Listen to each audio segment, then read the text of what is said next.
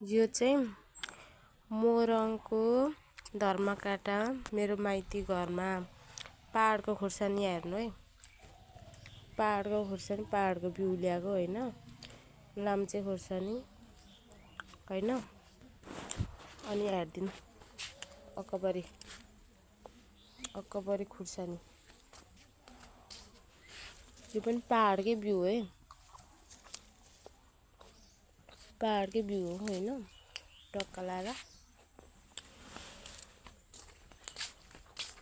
यो पनि पहाडकै बिउ, वहाँ यहीँ फलेर सुकाउनु भएको।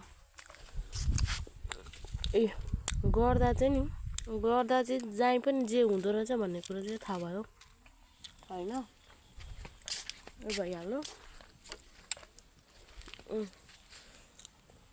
हैन। लाम्चे खुर्सानी कति लामो छ हौ। साग सब्जी भइहाल्यो। अदुवा यहाँ देखाउन जाँदैछु, खुर्सानी नै है। कति चाहिँ फलेको छ क्या, सोचे भनेर भनि नसक्नु नै छ क्या। रातो हुँदा चाहिँ टकटकी देखिन्थ्यो, तर पनि यसरी पनि देख्न सक्नुहुन्छ।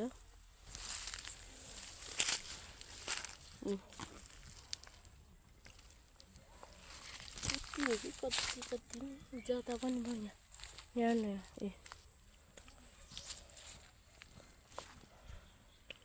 खुर्सानी के कति यति छ, तर कति छ क्या। अकबरी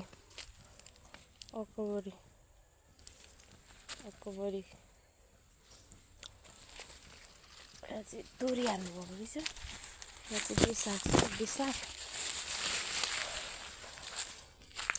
टक्क लाएर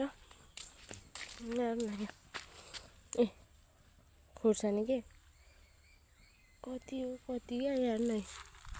लु हेरिदिनु, गर्दा चाहिँ नि जाँगर चाहिँ हुनु पर्दो रहेछ कि।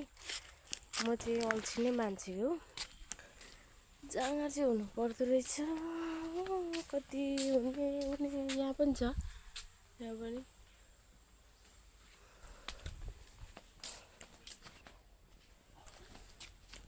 मधेसको चुलो यस्तो हुँदो रहेछ क्या। मेरो चाहिँ त्यस्तो छैन हैन, माइती घरको चाहिँ यस्तो छ क्या, यस्तो खालको चुलो टक्क लाएर।